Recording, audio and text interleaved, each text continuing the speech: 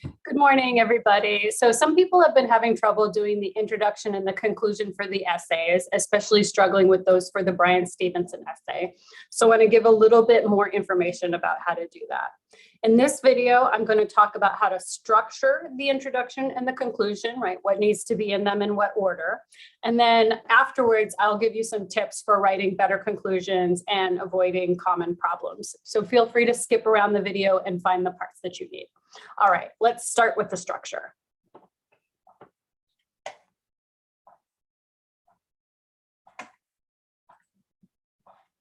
So let's start by getting the prompt for the essay. Last week, in week 4, one of the assignments was the Bryan Stevenson essay. So let me scroll down and find that. Here it is.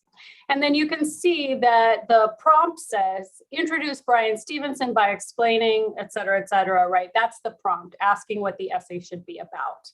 So let me pick this up. I'm going to copy it to another page so we can work with it better. And here's the prompt. So the first thing we do when we read the prompt is figure out how many things need to be in the essay. That's the most important part of structuring the essay. Like, how many things do I have to talk about? How many things do I have to include?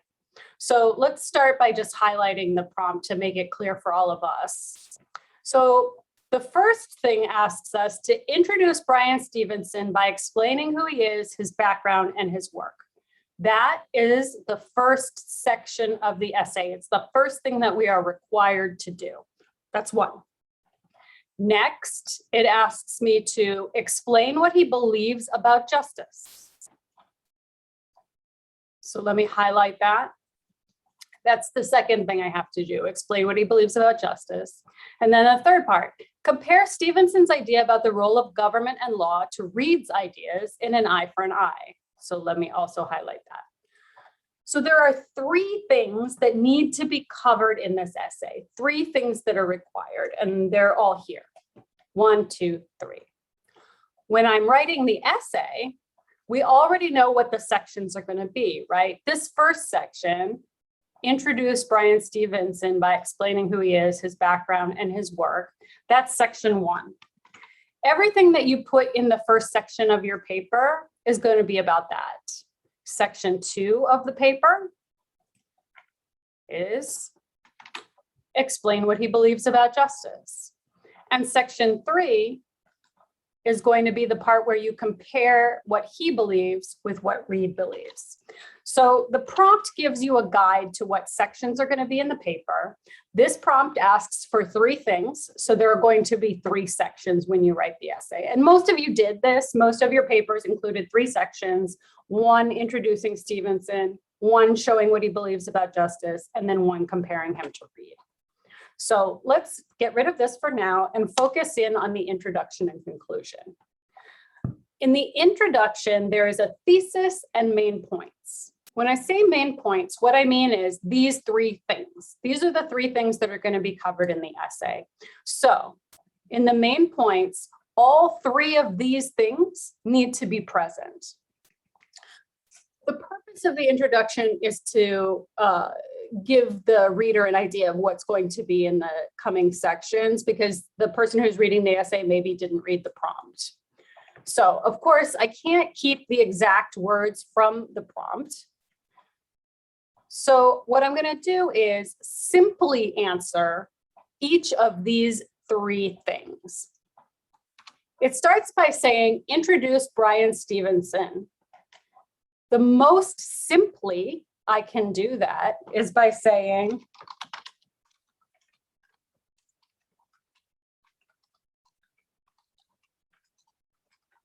the most basic thing I know about Stevenson. Like, there are a lot of different sentences you could use. I'm using this one. It's a basic sentence about Bryan Stevenson. So the first main point is an introduction of Bryan Stevenson. We shouldn't call him Bryan. He's not our friend. All right, next one. Now I want to say the most basic thing I can about what he believes about justice.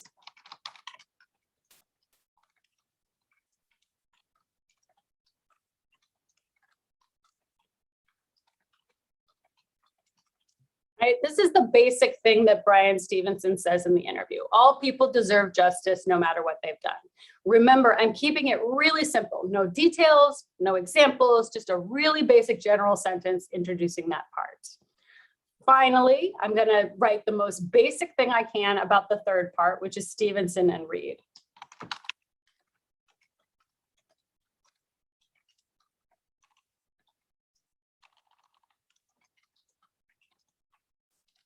Right? And the most basic thing I can say is that his ideas are different from Reed's. So I'm going to remove the prompt.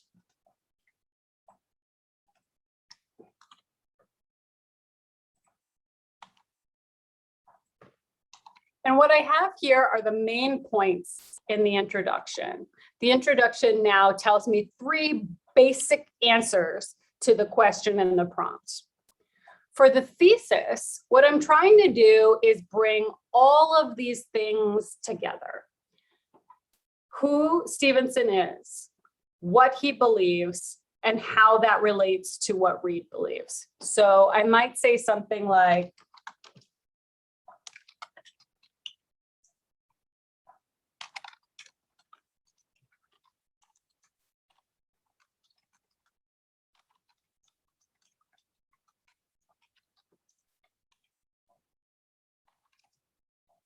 Bryan Stevenson, introduction, who fights for justice, part 2, explain what he believes about justice, sees it differently than James Reed. And I can line the parts of my thesis up with the prompt. Bryan Stevenson, who fights for justice, sees it differently than James Reed. And I can do the same thing with the main points. I'm not going to say Bryan Stevenson twice because that's a little repetitive, so I'll change to he. He's a lawyer who fights for justice, okay? That lines up with the first part of the prompt. That's the introduction. He believes that all people deserve justice no matter what they've done. This lines up with part 2, explain what he believes about justice. And then the last one, his ideas are quite different from James Reed's. This lines up again with the prompt. So like in the same way that this is going orange, green, yellow, the thesis is one big sentence that goes orange, green, yellow. And then the main points are orange, green, yellow, right? So the idea is that the thesis is the most general sentence. The main points are still general, but they're a little bit bigger, right? In the thesis, it says Bryan Stevenson. In the main points, it says Bryan Stevenson is a lawyer who fights for justice. So the idea is that we're getting bigger in the introduction. In the conclusion, we're doing the same thing backwards. So there's no new information here. Nothing is being introduced. All it is a summary of what's already been done. So we're going to go back to the main points, and I'm just going to go ahead and copy my main points and change the words. So in my first one, I said he's a lawyer who fights for justice. So here, let me say a justice-driven lawyer, Bryan Stevenson. Okay, that's the orange that covers the introduction. Has a unique view of justice and the law.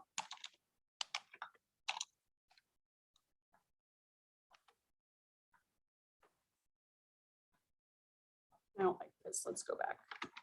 Let's go back in the video too. I want to make this more simple for people.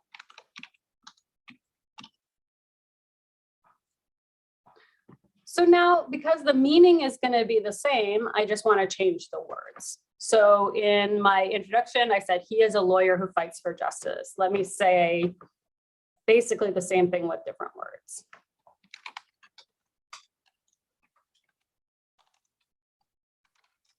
Bryan Stevenson's life is about bringing justice to people.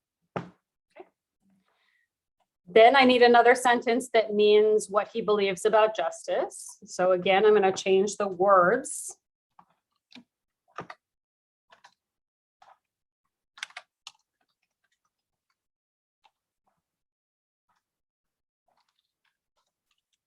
He believes that bad actions do not mean that people don't deserve justice, right? And now I need to say that he's different from James in another way. So let me change those words too.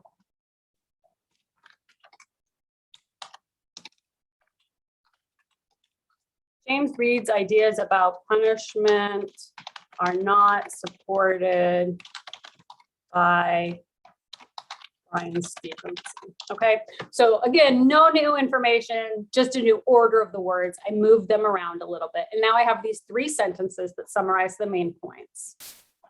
The last thing I have to do is the thesis, because remember, the conclusion is the introduction upside down. So I'm going to take my thesis, copy it, paste it here, and now I'm going to change the words.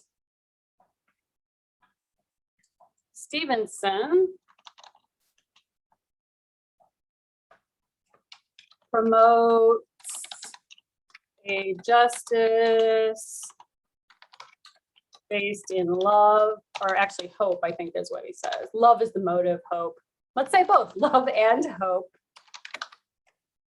And then let's include James, unlike Reed.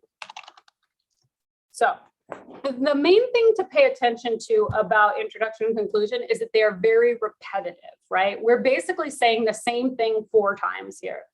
And we're doing it generally and then a little more specifically and then flipping it around. I'm going to take another prompt now just to practice doing this one more time in case you're confused or you'd like a little bit more practice.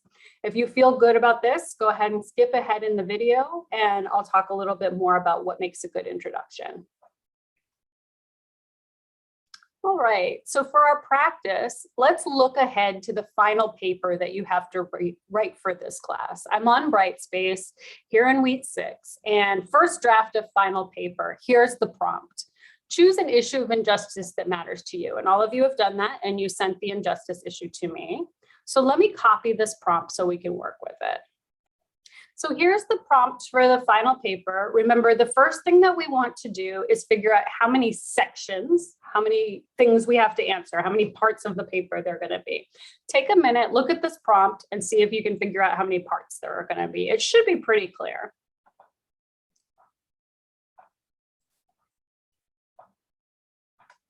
So let's go over it. These parts are bulleted. The first one, explain the problem and give specific examples of it happening. That's the first part. Explain what specific group is being treated unfairly. Give examples of people who have faced this injustice. All right, that's the second thing.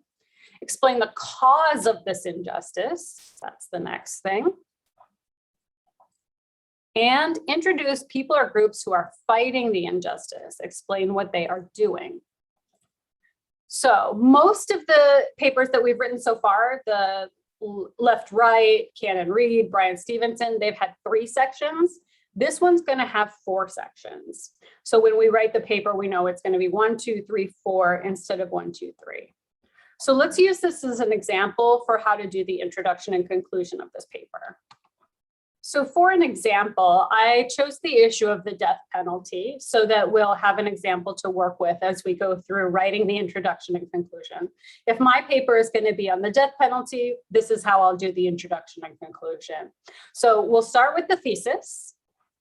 The thesis needs to be a general answer to the whole prompt, right? So it's all of this. And everything here, explain the problem, who is being treated unfairly, what causes the injustice, who is fighting it. All of that is under my main topic, the death penalty. So my thesis is going to be something like,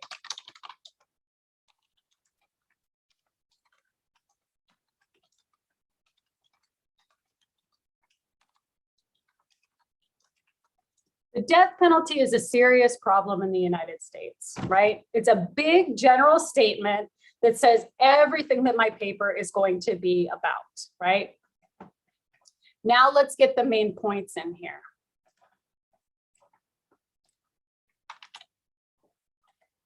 Explain the problem and give some specific examples of it happening. So the first part is, what is the problem? If I want to explain the problem with the simplest sentence possible, I'm basically just going to give a definition.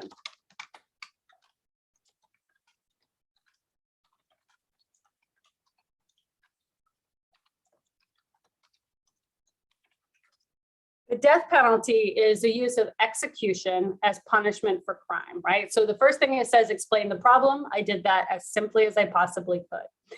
The next one asked me to explain what specific group is being treated unfairly. So for the death penalty, my paper will talk about how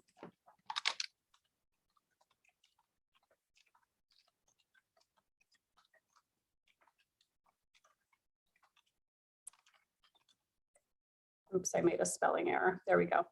So the next question is, what group is being treated unfairly? My paper is going to focus on the fact that people of color get the death penalty more often than white people in America. So that's my second part.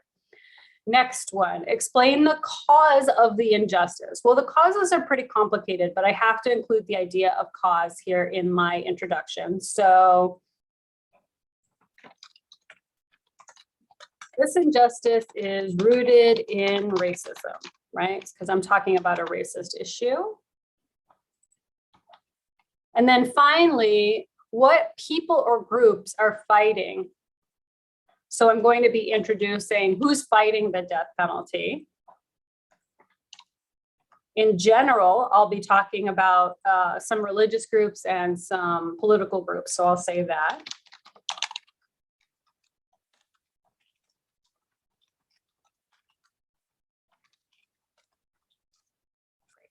So my main points here, I have all four, the pink one, the purple one, the green one, and the yellow one. Basically, I have lined up the points that I'm going to talk about in my paper. So like an umbrella, the death penalty is my topic, and then underneath 1, 2, 3, 4 main points. This is my conclusion. Obviously, I'm not going to leave it like this in my paper. In my paper, it's going to look like this.